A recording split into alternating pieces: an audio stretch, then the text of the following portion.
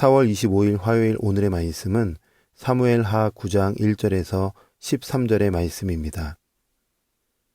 다윗이 이르되 사울의 집에 아직도 남은 사람이 있느냐? 내가 요나단으로 말미암아 그 사람에게 은총을 베풀리라 하니라. 사울의 집에는 종 한 사람이 있으니 그의 이름은 시바라. 그를 다윗의 앞으로 부르매 왕이 그에게 말하되 내가 시바냐 하니 이르되 당신의 종이니이다 하니라. 왕이 이르되 사울의 집에 아직도 남은 사람이 없느냐? 내가 그 사람에게 하나님의 은총을 베풀고자 하노라 하니 시바가 왕께 아뢰되 요나단의 아들 하나가 있는데 다리 저는 자니이다 하니라.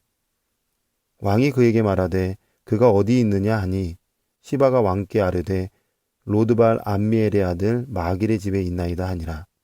다윗 왕이 사람을 보내어 로드발 암미엘의 아들 마길의 집에서 그를 데려오니 사울의 손자 요나단의 아들 무비보셋이 다윗에게 나와 그 앞에 엎드려 절하매 다윗이 이르되 무비보셋이여 하니 그가 이르기를 보소서 당신의 종이니이다. 다윗이 그에게 이르되 무서워하지 말라. 내가 반드시 내 아버지 요나단으로 말미암아 내게 은총을 베풀리라. 내가 내 할아버지 사울의 모든 밭을 다 내게 도로 주겠고 또 너는 항상 내 상에서 떡을 먹을지니라 하니 그가 절하여 이르되 이 종이 무엇이기에 왕께서 죽은 개 같은 나를 돌보시나이까 하니라.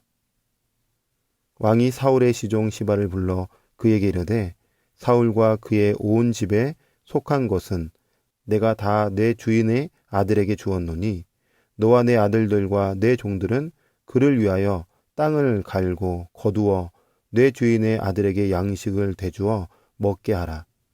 그러나 내 주인의 아들 무비보셋은 항상 내 상에서 떡을 먹으리라 하니라. 시바는 아들이 15명이요 종이 20명이라. 시바가 왕께 아뢰되 내 주 왕께서 모든 일을 종에게 명령하신 대로 종이 준행하겠나이다 하니라. 무비보셋은 왕자 중 하나처럼 왕의 상에서 먹으니라. 무비보셋에게 어린 아들 하나가 있으니 이름은 미가더라. 시바의 집에 사는 자마다 무비보셋의 종이 되니라. 무비보셋이 항상 왕의 상에서 먹으므로 예루살렘에 사니라. 그는 두 발을 다 절더라. 아멘. 오늘 우리가 읽은 이 본문의 말씀은 참 따뜻한 말씀이에요. 이 따뜻한 말씀을 통해서 우리도 따뜻한 삶을 살았으면 좋겠다 이렇게 생각하고 묵상하는 그런 귀한 시간이 되기를 바랍니다. 오늘 말씀을 한 문장으로 요약해 보면 요나단의 남은 아들 무비보셋에 대한 다윗의 인애라고 말할 수 있습니다. 한 번 더요.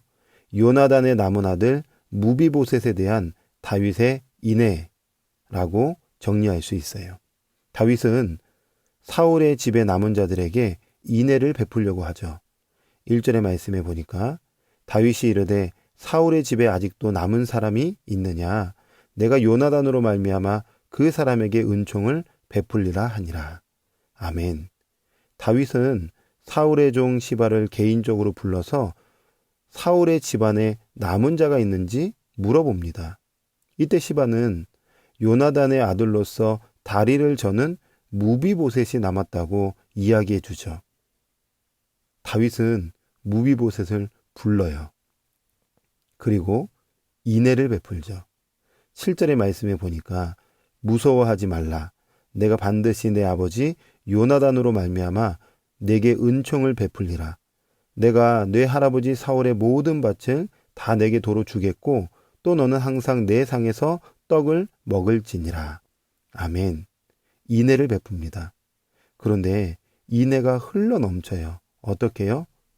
시바를 불러서 그의 아들들과 종들이 무비보셋을 위하여서 땅을 경작하고 양식을 제공하라고 이야기합니다. 그리고 다윗의 아들들과 함께 무비보셋은 날마다 함께 식탁 교제를 하자라고 다윗이 이야기를 하죠. 놀라운 인애를 베풉니다.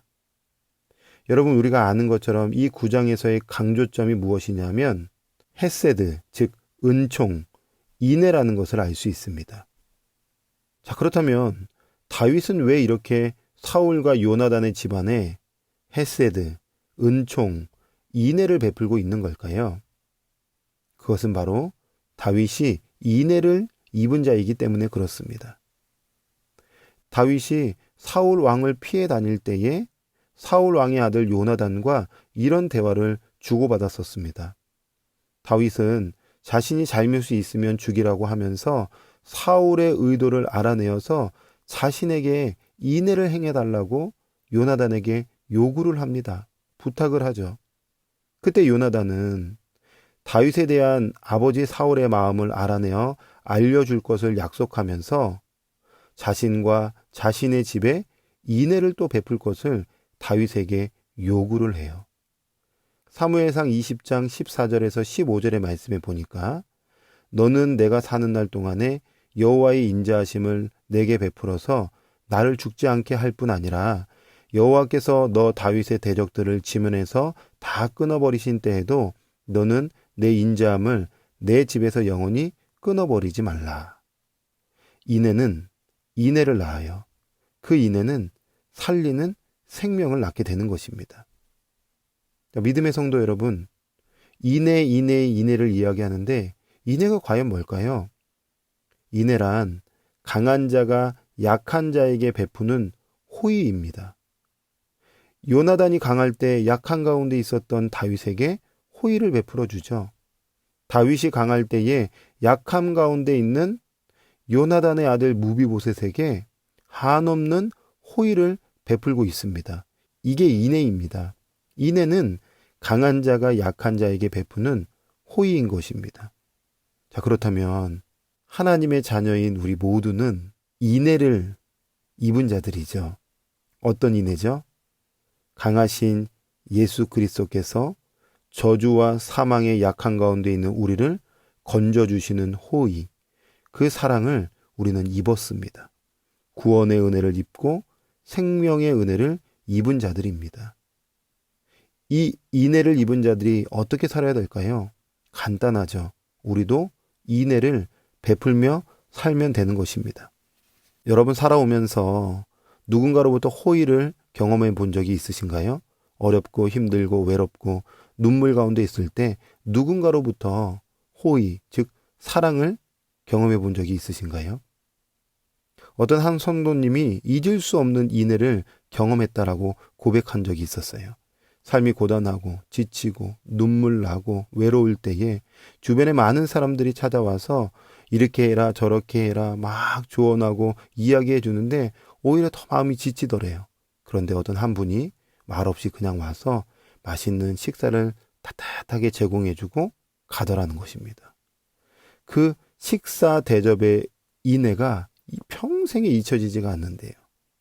여러분, 인애를 입은 자가 인애를 베풀면 따뜻해집니다. 우리가 베풀 수 있는 최고의 인애는 무엇일까요? 내 안에 계신 예수 그리스도를 이웃에게 전하는 것입니다.